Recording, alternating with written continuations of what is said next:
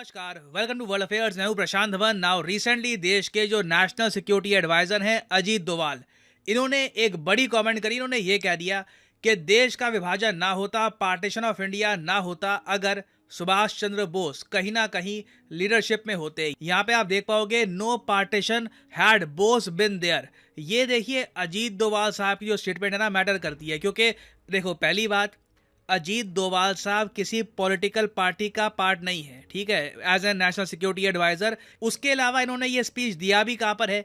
इन्होंने ये स्पीच दिया है सुभाष चंद्र बोस मेमोरियल लेक्चर के दौरान, जो रिसेंटली असोचाम के एक इवेंट में हुआ था। तो ऐसा नहीं है कि ये कोई पॉलिटिकल स्टेटमेंट है, इन्होंने जेन्युइनली ये स्टेटमेंट दी। उसके अलावा इन्होंने ये भी कहा कि 1962 की जो वॉर थी उसमें इंडिया कभी भी प्रॉपरली प्रिपेयर्ड नहीं था। ये एक मेजर ब्लंडर था इंडियन हिस्ट्री का। अब डोवाल साहब की ये जो कमेंट्स हैं, इनके बाद जो देश में ऑपोजिशन पार्टी है कांग्रेस, इन्होंने ये जवाब दिया है कि देखिए, ये जो सवाल है ये गलत है। डोवाल साहब गलत सवाल यहाँ पर पूछ रहे हैं। हम हाइपोथेटिकल सिनेरियो की बात कर रहे हैं यहाँ पर कि अगर बोस होते तो ये होता। तो डिस्कस करेंगे यहाँ पर कि हिस्टोरिकली क्या फैक्ट्स हैं और भारत के नेशनल सिक्योरिटी एडवाइजर ने कहा क्या है। बहुत कुछ यहाँ पे आपको जानने को मिलेगा। मगर आगे बढ़ने से पहले आपसे क्वेश्चन पूछूंगा। क्वेश्चन ये है कि नेताजी सुभाष चंद्र बोस आइलैंड के बारे में आपने सुना होगा।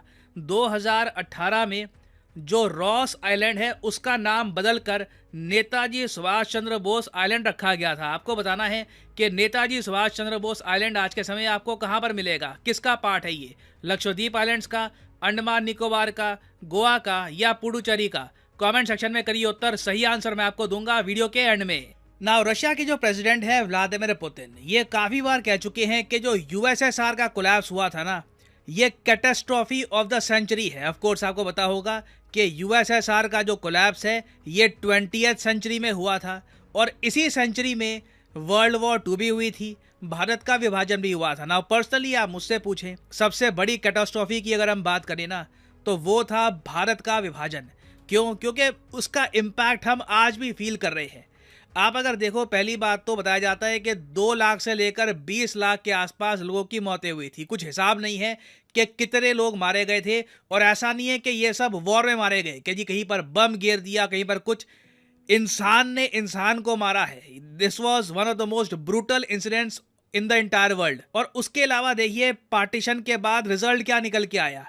एक रेडिकल कंट्री सामने आ गया दुनिया के, जिसके पास न्यूक्लियर वेपन्स हैं, एक आर्मी है जिसे इस कंट्री के लोग ही कंट्रोल नहीं कर पा रहे। और इस कंट्री का प्राइम मिनिस्टर साल या 2 साल में एक बार यूएन में या और जगह जाकर ये कह देता है कि जी इंडिया के साथ कभी भी हमारी न्यूक्लियर वॉर स्टार्ट हो जाएगी। तो वर्ल्ड पीस के हिसाब से भी आप अगर देखो तो इंडिया का विभाजन कितना बड़ा डिजास्टर था और आज भी दुनिया इसके नेगेटिव इफेक्ट फेस कर रही है। तो डोभाल साहब ने सिंपली यहाँ पर यह कहा है कि अगर सुभाष चंद्र बोस होते ना, अगेन इन्होंने ये नहीं कहा कि कहाँ होते, as prime minister, as president, leadership के रोल में होते। इन्होंने ये कहा है कि अगर सुभाष चंद्र बोस एक्टिव होते और 1945 में जैसे कहा जाता है उनकी मृत्यु ना होती, तो बिल्कुल देश का विभाजन भी ना होता। और यहाँ पे आप देख पाओगे, डोभाल साहब ने ये मेंशन किया कि सुभाष चंद्र बोस महात्मा गांधी जी की इज्जत करते थे, मगर साथ ही साथ जहाँ पे उनको लगता था कि गांधी जी की अप्रोच गलत है, तो गांधी जी को ये काउंटर भी करते थे। फॉर एग्जाम्पल, जो आज़ादी का आइडिया है ना, ये सुभाष चंद्र बोस के मन में ऐसे आया कि मैं भीख नहीं मांगूंगा फ्रीडम के लिए, कि ब्रिटिशर्स मुझे फ्रीडम दे दो, ये मेरा अधिकार है और मैं इसको पाके रहूंगा। ये बाद में इन्होंने अपने स्पीचेस में भी काफी बार बोला था कि independence, freedom is my right and I will have it. और आगे डोभाल साहब ये मेंशन करते हैं कि जिन्ना ने ये बात खुद कही थी कि मैं सिर्फ एक ही लीडर को एक्सेप्ट करता हूं और वो है सुभाष चंद्र बोस। और देखिए, यहाँ पे मैं ना एक आपको डेट्स के बारे में थोड़ा बहुत बता देता हूं ताकि आप समझ पाएं कि हम यहाँ पर किस बारे में बात कर रहे हैं और किस साल की बात हो रही है। देखिए, नेताजी सुभाष चंद्र बोस की जो डेथ है, ऑफिशियली बताया जाता है, जो दुनिया भर में किताबों में आपको मिलेगा, 18 अगस्त 1945, 48 की एज में नेताजी ताइवान में एक प्लेन क्रैश की वजह से मारे गए थे। नाउ, कई थ्योरीज हैं जी कि ये बच गए थे, उसके बाद ये एज संत घूम रहे थे इंडिया में वगैरह, उन पर मैं कमेंट करूंगा नहीं। बट ये बात तो तय है कि नेताजी सुभाष चंद्र बोस, इन्हें दुनिया ने आखिरी बार 18 अगस्त 1945 को देखा। उसके बाद नेताजी किसी स्पीच में, किसी पब्लिक गैदरिंग में कहीं भी नहीं दिखे। और फिर अगर हम बात करें मोहम्मद अली जिन्ना की, तो देखो, जिन्ना ने पाकिस्तान की जो डिमांड है ना, ये बहुत ही स्ट्रॉन्ग कर दी थी 1940 के बाद। आप सबको इसके बारे में थोड़ा बहुत आइडिया होगा। मैं यहाँ पर लाहौर रेजोल्यूशन की बात कर रहा हूँ। लाहौर रेजोल्यूशन पाकिस्तान की हिस्ट्री का एक बहुत ही बड़ा चैप्टर है। लाहौर रेजोल्यूशन इंडिया पाकिस्तान की हिस्ट्री का एक बहुत ही बड़ा चैप्टर है। इस रेजोल्यूशन में जिन्ना ने मुस्लिम लीग के बहुत सारे लीडर्स को इकट्ठा करके उनको एक आइडिया प्रेजेंट किया कि क्यों ना मुस्लिम्स के लिए एक सेपरेट कंट्री बनाया जाए।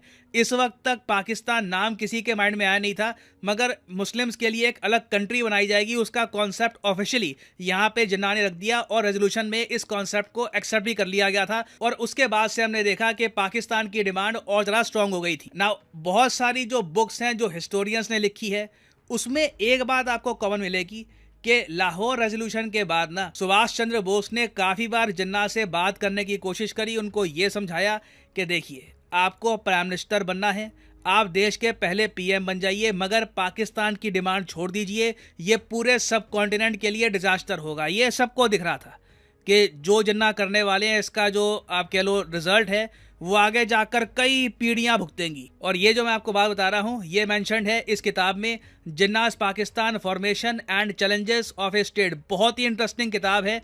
और इस किताब में देखिए बताया गया है कि कैसे इनके माइंड में पाकिस्तान का आइडिया आया, किस तरीके से वेरियस लीडर्स ने जिन्ना को समझाने की कोशिश करी।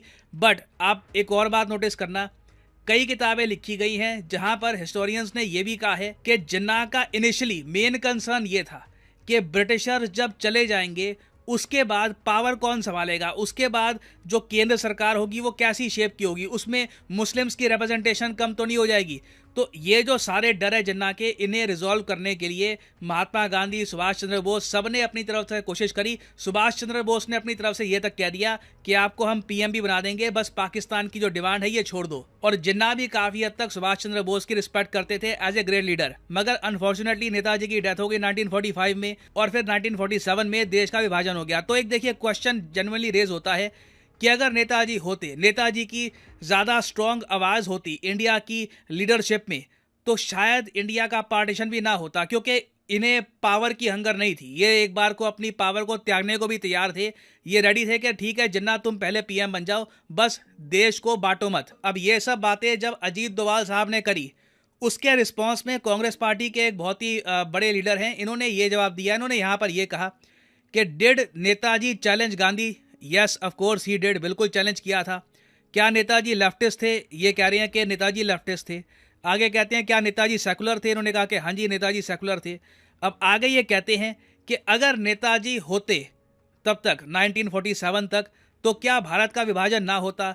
इसके बारे में ये कहते हैं कि हम कुछ कह नहीं सकते। ये यहाँ पर कह रहे हैं कि ये जो पूरा सवाल ही है ना कि नेताजी होते तो विभाजन ना होता, ये एक कॉन्ट्राफैक्चुअल क्वेश्चन है। कॉन्ट्राफैक्चुअल क्वेश्चन होता है जब आप एक हिस्टोरिकल बात को लेकर ऐसे कहो कि अगर ये होता तो ये ना हुआ होता। फॉर एग्जांपल अगर हिटलर यूएसएसआर को अटैक ना करता तो शायद नाजी जर्मनी और स्ट्रांग हो जाता। तो ये बहुत सारे क्वेश्चंस आप रेज कर सकते हैं। ये यहाँ पर कह रहे हैं कि ये एक कॉन्ट्राफैक्चुअल क्वेश्चन है। और फिर आगे इन्होंने एक और बात ऐड कर दी कि जी जब भी हम पार्टीशन की बात करते हैं, विभाजन की बात करते हैं, तो ये जो पाकिस्तान बचा हुआ है, वेस्ट पाकिस्तान कह लीजिए, इसी की बात होती है। हम ईस्ट पाकिस्तान को भूल जाते हैं जो आज के समय बांग्लादेश है। 1971 से पहले ये ईस्ट पाकिस्तान था। जब विभाजन हुआ भारत का तो ये जो पार्ट और ये वाला पार्ट, ये दोनों इंडिया से टूटे थे। तो इसके बारे में ये कहते हैं, इनके हिसाब से इन्होंने आरोप ये लगा दिया कि श्यामा प्रसाद मुखर्जी जो थे इन्होंने चैंपियन किया था पार्टीशन ऑफ बंगाल को। और नेताजी सुभाष चंद्र बोस के जो बड़े भाई थे शरद चंद्र बोस,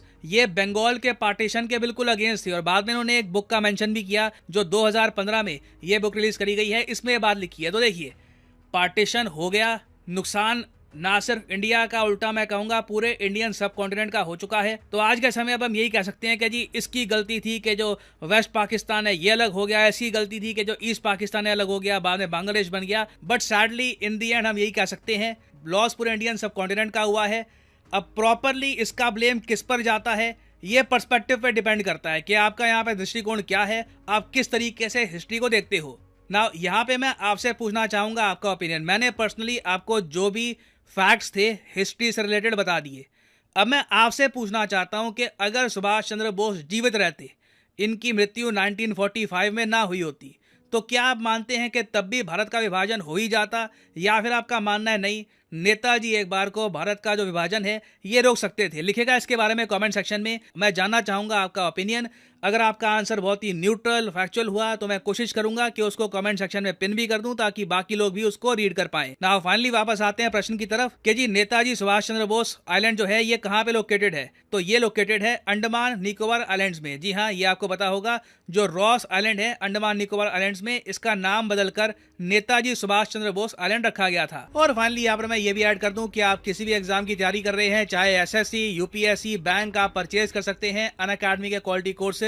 कमेंट सेक्शन में जाइए, पिन कमेंट में यहाँ पे आपको मिलेंगे link. For example let's say आपको प्रिपेयर करना है यूपीएससी के एग्जाम के लिए, तो यूपीएससी के लिंक पर यहाँ पर करिए क्लिक और यहाँ पे आप परचेज कर पाएंगे अनअकैडमी का यूपीएससी कोर्स। बट जो प्राइसेस यहाँ पर लिखे हैं, don't ever pay these prices. Simply यहाँ पर कोड डालिए PD10 and the prices will start following and you will be able to save a lot of money. So use the code PD10 and save money. और इसी note के साथ ये है video का अंत। Thank you for listening.